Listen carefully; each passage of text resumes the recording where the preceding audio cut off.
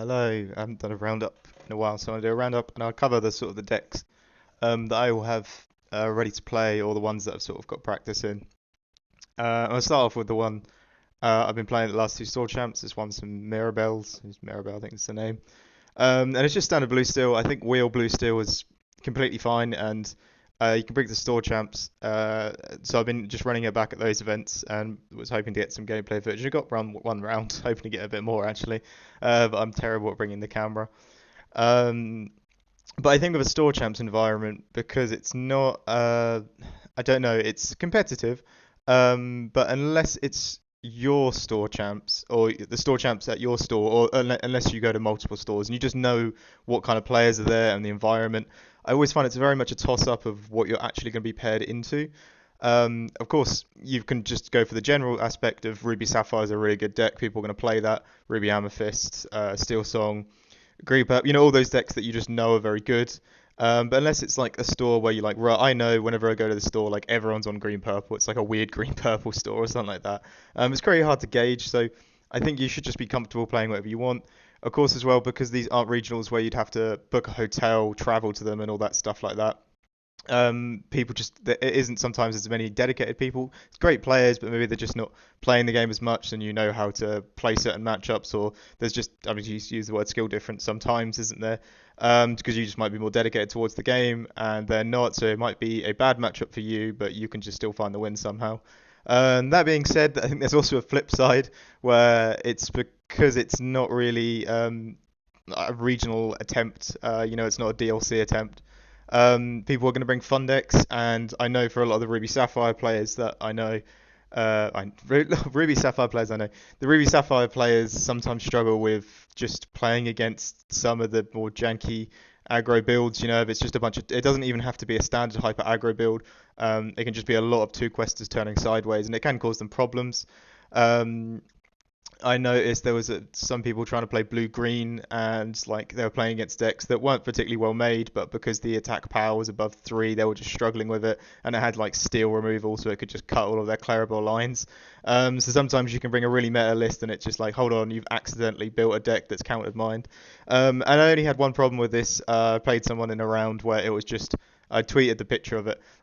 Their entire deck was just locations, so it was every turn play locations, and then it was like top it off with John Silver, Vault Door, and Blue Steel. The reasons why I run two Rise of Titans is I could deal with a Queen's Castle or one Library, but I think overall Blue Steel just tends to not be very good at dealing with locations. It needs bodies on the board, and we forfeit turn 1 for a Corpse Call or whatever. Turn 2 we can play a character. I mean, Argus is flimsy at best. Smee will probably die as well and only does 3 attack power. And then turn 3 as well is committed to ramp, and then the next turn, if we don't get a Chiempo or Tinkerbell on board, we really just don't have any attack power on board. And we just basically have to, and then we have to forfeit another turn to a Hiram draw, unless we sing Whole New World and flood, but they also can get the advantage of flooding the board of their locations. So just that's my opinion on it. But we still won that set. It was just a bit more of a problem than it would have been against the sort of meta deck where Blue Steel sort of aimed towards playing its meta decks. So yeah, entirely this is the list that I've been playing at Store Champs. I'll probably continue. I've got one more Store Champ left. It's this list or a top up between. I'll go to my other list. Just a hyper. I'm as a player, I really like hyper aggro. I've always liked aggro decks and TCGs. One of the reasons why I like Blue Steel is it tends to be games don't last very long. You kind of know, I mean, it has set up with the ramp and everything like that and the dime and stuff, but you tend to know who's going to be the winner fairly early on, and you just wheel and go over them and you try and close the game out as quick as you can. It never really goes to a resource war with Blue Steel, especially wheel decks. You never really do that because you don't care about the resources. You're wheeling and everyone's having 7 cards every few turns. So it's in a weird way my brain sort of processes Blue Steel as this sort of aggro-y matches are going to be quick, so you'll have fun with this deck. So I've always enjoyed Blue Steel, but aggro is always one I've wanted to pick up if I can. It's just it never really fits in the meta. Lorcana has a very not a big problem, but there's issues with being on the draw, where a deck like Hyper Aggro is very good on the play, but on the draw it's just sort of struggles. It's a massive fight. But I think there's a benefit to that, knowing that you're on the play game is tends to be locked in. I think only Steel Song and maybe Green Steel can cause you problems, but tends to be you'll be locked in if you get on the play, and then you have to try find the win on the draw. So in the best of two environment, it's not amazing, but in best of three, I think is absolutely fine. Just get some nice dice rolls and then try and get some nice wins on the draw. In a best of three, you're guaranteed one game on the play, and then you can have two where you have to try and win one on the draw. So it's just, I think it really interests me. This is just a list I took straight from one of the Vegas's finishes. Yeah, whoever knows whoever's list this is, it was cool and I really liked it. I want to try the Svens in there as well, which might be taking the Foxes or the Simbas out and putting Sven in. But besides that, I think this might be a one that I try on the weekend. So anyone who plays me on the Store Champs on the weekend, it's probably going to be this or Blue Steel. And then at Store Champs, I never try and hide what list I'm playing. It's only Store Champs. So regional, maybe I'll be a um, bit more protective of what my list is. But yeah, this is just an interesting list. This is another one I've got ready, and I really want to get some games in. I play it on the Lorcana quite a bit, and it tends to be quite fun. Even though this is yellow green and stuff like that, you still can have some good games where it's like deny them a character on the board turn 1 and 2. With befuddle, I mean, on the play, if you just play a character, then it goes to them. You befuddle their Diablo. I think is their only one drop. And then their turn two is either play the Diablo again or play like an Ursula or a Sir Hiss. At that point, you're just rushing and going sideways anyway. So yeah, it's just really fun on the play. Awesome, best of three. Think it's a really good deck. This is another one I got built. I mean, I don't tend to play it because just I liked Green Steel in set three. I really liked Merfolk Flynn. I just liked aggro. I like going Merfolk Flynn Prince John. It felt awesome. It felt really fun. Of course, it felt fun for me playing it. For my opponent, of course, they didn't enjoy it very much. And I seen quite a little bit of success with Green Steel in like when we were doing Thea pack events and stuff like that. And I took it to Lille as well, and we didn't manage to get cut, but we did fairly well. I think that was probably the best we did in regionals, and I just really like it. It's of course it's just overwhelming, and now with Diablo in that came out in the last set, the deck's just insanely strong. It's can just stomp out any player who sadly will make a mistake. The only issue I'm going to find with this deck is if I practice a lot and I play against friends and it finds into the matchups like Ruby Amethyst where it should just be an instant win. For me at this point, it feels like it's there's less discard because you don't go Merfolk Flynn. I mean, not really. You got Hypnotized as well, but it feels like the green steel player has to play their lines very much to a T. They have to, get their Diablo shift line going off, or they need to, set up a Ursula or set up a Prince John, get the discarding going, rip their hand, destroy their board with the steel removal, and then just be prepared for a location if it ever comes out. Whereas the RP player can just do the same thing they usually do, maybe skip turn 1 and 2 if they want to, or try set up a snake if they feel risky and don't think Ursula's going to get them, or they let the Storm Rage on.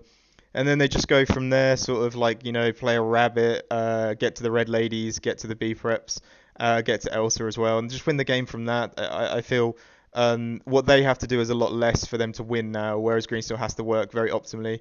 But that being said, Green still as well, it's if the player's just not very knowledgeable on the matchup, you end up just kind of getting the win on that basis, because I find so many Ruby Sapphire players who just play the quill out and start quilling their hand down, and it's like, well, great, you're kind of doing the thing I want you to do, which is get cards out of your hand, and then you just sing Sudden Chill, play Hypnotize, and they're completely out of cards in their hand, and they're playing top deck mode with like 6 ink or something like that.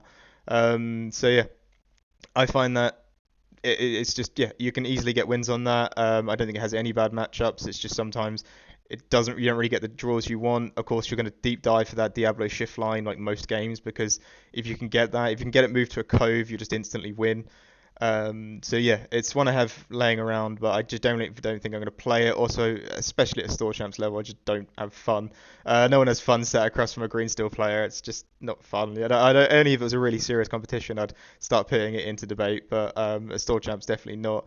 But maybe for DLCs or something like that, I'd take it. But I think at a DLC, you're going to have too many mirrors. So just generally, the way the vibe's gone, I've just ruled out playing Green Steel. But it's a really strong deck, and I have it laying around for practice as well.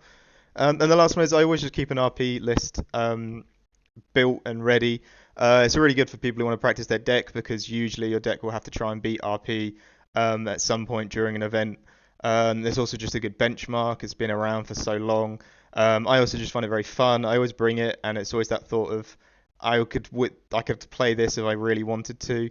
if the room was completely Ruby Sapphire or it was a Ruby Sapphire dominated room and there was like green still wasn't really relevant, I probably wouldn't want to play blue still into that for the entire day. So I like to have this just laying around and prepared for me.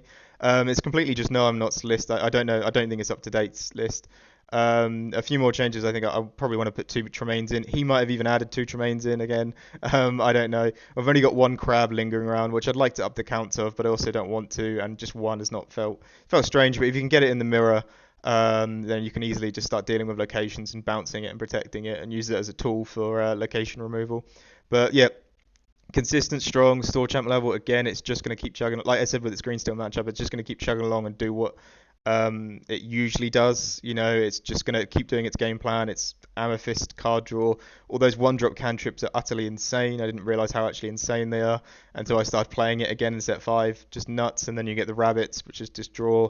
Friends on the other side, and just, yeah, it's just a nuts card. The library is broken. I want to up the up counts on that.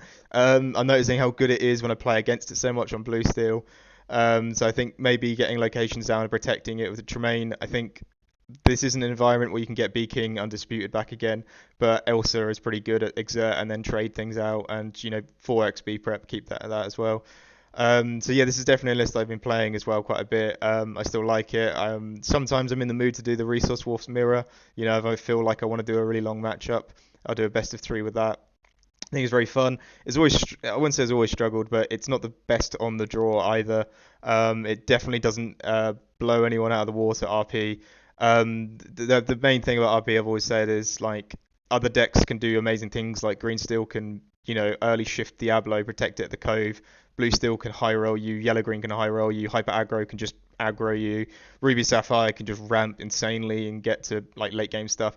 Ruby Amethyst is never going to do any of those things, but it's never going to it's never going to not do any of those things. It's just going to be a very consistent list. It's going to chug along and it's going to say, oh, you missed your ramp on 2. Cool, I'm just going to keep doing my thing and just working towards my win con. So sometimes you can just get the wins in the fact that they're not going to be able to do their high rolls and you're just still doing your same game plan. Fairly ever bricks.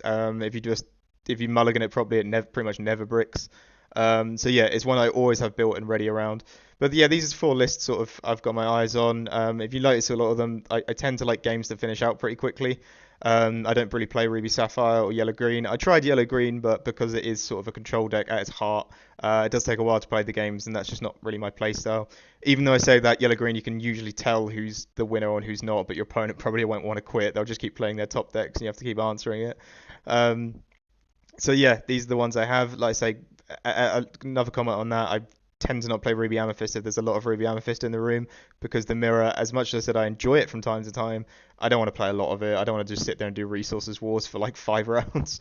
But yeah, these are the ones I've built. I think it could be any of these that I play in DLCs in Seattle. Most likely boosted, of course, but I think there's a benefit to playing all of these lists. So yeah, I'll put them in the description as well if anyone wants to look at them.